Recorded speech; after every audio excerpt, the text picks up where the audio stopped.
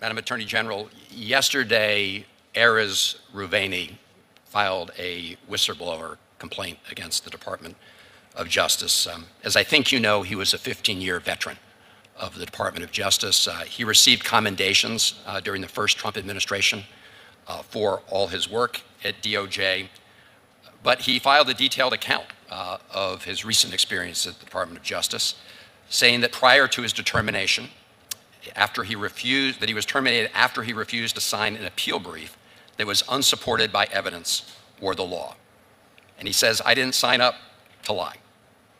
In response to his termination, you made a statement on Fox News a little while ago saying, "At my direction, every Department of Justice attorney is required to zealously advocate on behalf of the United States, and that any attorney who fails to abide by this direction will face consequences." So, General Bondi, I guess the direct question is, he says he was fired because he didn't want to make an untruthful statement to a court of law.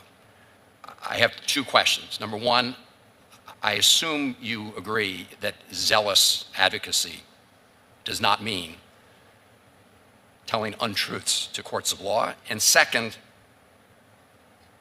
if that's not the case, what did you mean by saying he was not a zealous advocate?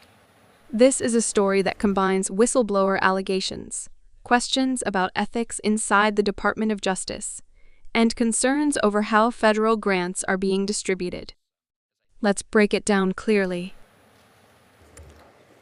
Senator Van Hollen, this is all pending litigation, as you're well aware, and the timing of it, I can't discuss pending litigation. This is a whistleblower lawsuit pending within my office, but I will say the timing of it I find suspect, as he takes hits at Emil Bovee, who is one of the best human beings I know, one of the smartest, brilliant men I know, who will soon become a federal judge. And his hearing happens to be today, and I find the irony of the timing of it pretty remarkable, the lawsuit. But this had to do with attorney-client privilege information that was disclosed. I can't talk about the substance, but what I will tell you, and you have obviously my word, any zealous advocacy means to be done ethically and honestly, always. And that's what I mean by zealous advocacy. He also accused Emil Bovee of things that Todd Blanche, who is one of the best human beings I also know, my deputy attorney general, was in the room and said did not happen. But again, I wish I could get into greater detail. I can't because it's pending. But I stand by Emil Bovee and I stand by Todd Blanche every day, and I always will.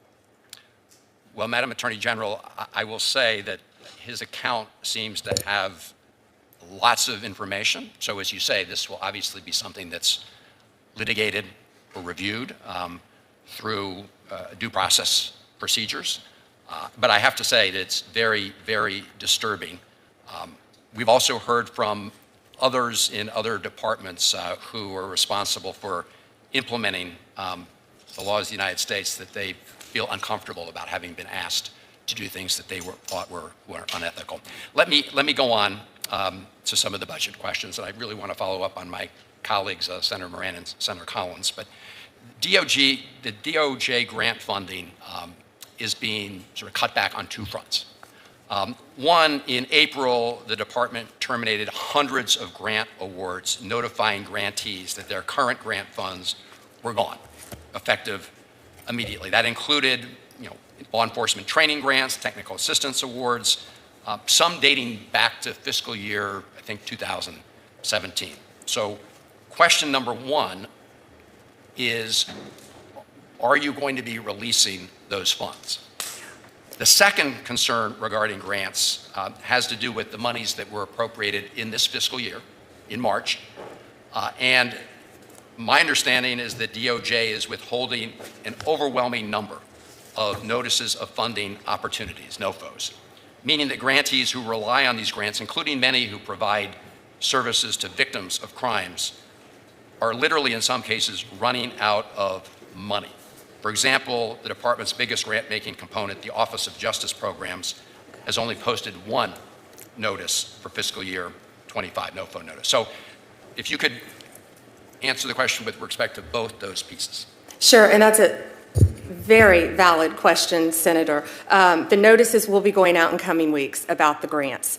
And we did cut grants by 6%, and I'm here to tell every senator, if we did cut a grant that you care about that is specific to your state, please contact me. I've turned on grants that were cut off. So please, if that happens, there's an appeal process, but you can pick up the phone and you can call me, and I would be more than happy to look at that. I never want to take away a grant that is actually helping Americans, helping victims, helping law enforcement, and we're looking at it on a case-by-case basis, and many of those are being appealed already, but you have my word, we will look at all of those, absolutely. Thank you. And in terms of the other piece of the question, when the notices for information will go out, because the fiscal year obviously is running out, and we are hearing from lots of entities that are waiting for those notices so they can apply for the grant funding. Yeah, yes, Senator. The notice of funding is consistent with our priorities, and they're finalizing it right now. It will be going out very shortly.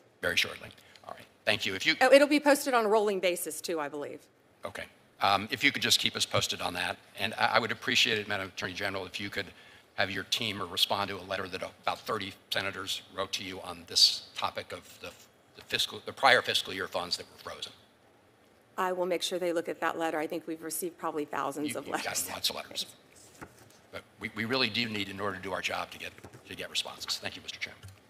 A longtime Justice Department attorney, Arez Ruvenai, has filed a whistleblower complaint saying he was fired after refusing to sign an appeal brief he believed was unsupported by law or evidence.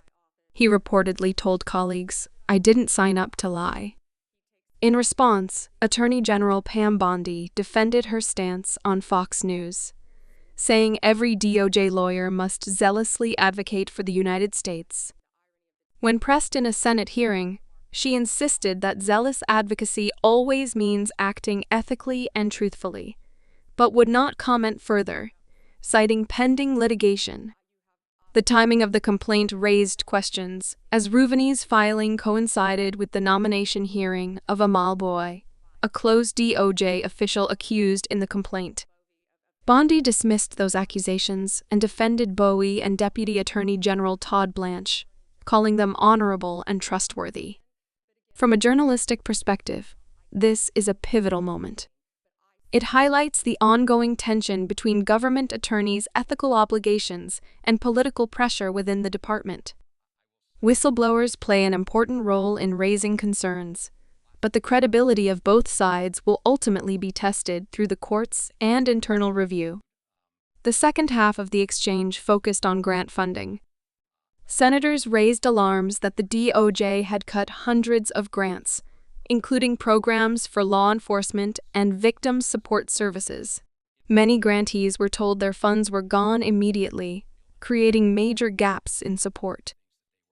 Bondi confirmed that grants were reduced by 6%, but she urged senators to contact her office if critical programs in their states were affected, promising to review appeals on a case-by-case basis.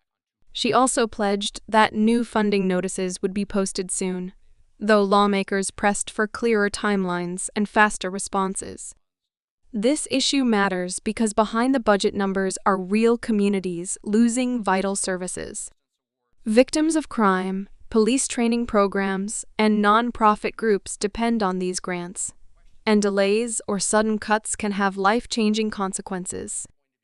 As this story develops, it is important to follow both threads. The ethical concerns raised by whistleblowers inside DOJ and the financial impact of budget decisions on the ground. Both will shape public trust in how justice is administered. If you found this breakdown useful, make sure to subscribe for more fact-based explanations of the biggest stories in law, politics, and government.